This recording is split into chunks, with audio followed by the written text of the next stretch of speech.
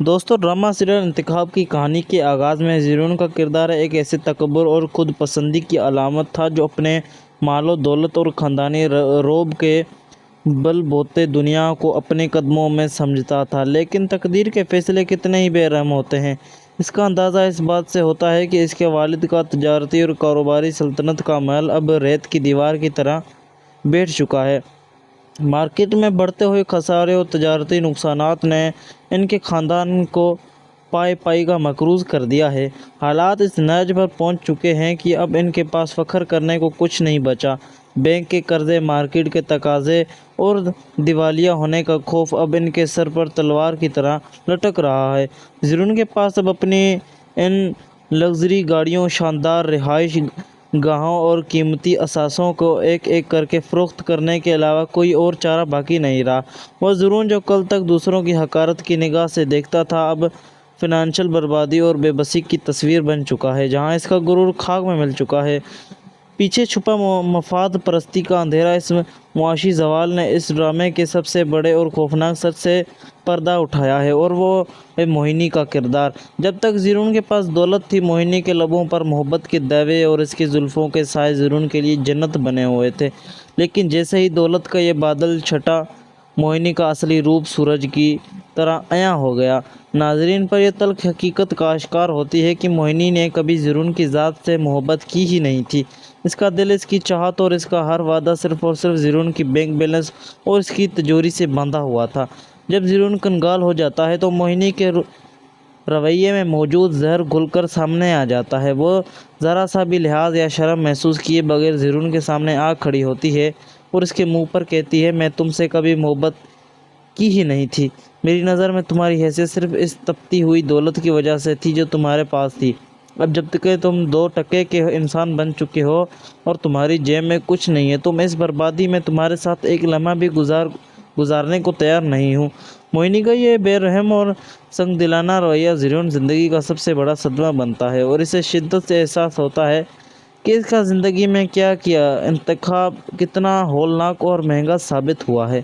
موہنی کا یہ خود غرض پن اسے ایک ایسے تنہائی کی طرف دھکیل دیتا ہے جہاں سے واپسی کا کوئی راستہ نہیں۔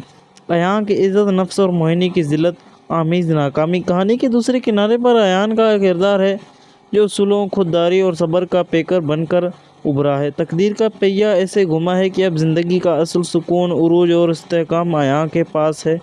وہی دولت اور آسائشیں جن کے ہوش میں موہنی نے کبھی ایان کو چھوڑا تھا۔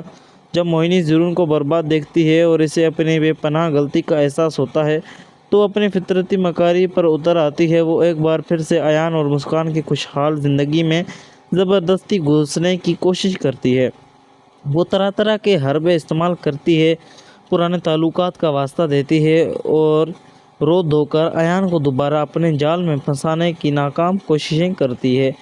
لیکن اس بار موہنی کو منہ کی کھانی پڑتی ہے۔ ایان کا ضمیر اب جاگ چکا ہے اور اس کی خودداری اتنی بلند ہو چکی ہے کہ وہ موہنی جیسے مطلب پرست انسان کو دیکھتا تو دور کی بات ہے، اس کی طرف دیکھنا بھی اپنی توہین سمجھتا ہے۔ ایان کا یہ رویہ موہنی کے غرور کو پاش پاش کر دیتا ہے اور وہ وہیں کی وہیں کھڑی رہ جاتی ہے۔ ساشا کے سسرال کا جبر، بلیک میلنگ اور گھناؤنی سازشیں۔ موازنہ کیا جائے تو ڈرامے کا ایک اور تاریخی اور خوفناک پہلو ساشا کی گھریلو زندگی اور اس کے سسرال والوں کی مکاری ہے۔ ساشا کے سسرال والے کسی انسانیت سے عاری ایسے کردار ہیں جو صرف اپنے مفاد کی خاطر کسی بھی زندگی تباہ کرنے سے نہیں ہچکچاتے۔ وہ ساشا کے معصوم والدین کی مجبوریوں اور ان کے مالی مسائل اور معاشرتی دباؤ کا گھناؤنا فائدہ اٹھا رہے ہیں۔ وہ ساشا کے گھر والوں کو اس حد تک مقروض اور مجبور کر دیتے ہیں کہ اب ان کے پاس بلیک میلنگ کے آگے جھکنے کے علاوہ کوئی راستہ نہیں بچتا۔ سسرال والے یہ دباؤ ڈال رہے ہیں کہ وہ زبردستی اپنے بیٹے کی شادی ساشا سے کرائیں تاکہ اس رشتے کی آڑ میں وہ اپنا ڈوبتا ہوا کاروبار اور ختم ہوتے ہوئے فنانشل پوزیشن دوبارہ بحال کر سکیں۔ اس سازشی کھیل کی وجہ سے نہ صرف ساشا کی ذاتی عزت اور وقار کو شدید ٹھیس پہنچتی ہے بلکہ اس کا پورا خاندان ایک ایسے نفسیاتی دباؤ کا شکار ہو جاتا ہے جہاں سے باہر نکلنا ناممکن نظر آتا ہے۔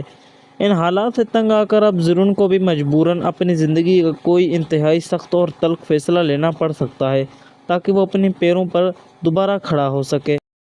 تو امید کرتا ہوں کہ آپ کو ہماری ویڈیو پسند آئی ہوگی. اگر آپ کو ہماری ویڈیو پسند آئی تو ہماری ویڈیو کو لائک کر کے ہمارے چینل کو سبسکرائب کر دیجیے اور بیل آئیکن کو دبانا نہ بھولیں. ملتے ہیں اگلی ویڈیو میں. شکریہ.